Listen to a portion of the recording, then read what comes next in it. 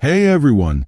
In today's video, I'm going to show you how to delete your Snapchat account in just a few easy steps.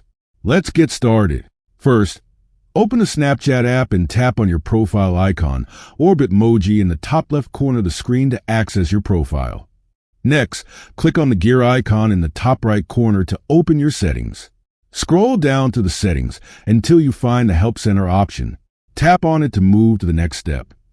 In the Help Center search bar, type Delete My Account and select the relevant article or option from the results.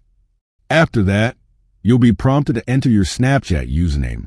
Finally, enter your Snapchat password to confirm the deletion. Your account will now be deactivated, and after 30 days, it will be permanently deleted if you don't log in again. And that's it. This is how you can easily delete your Snapchat account.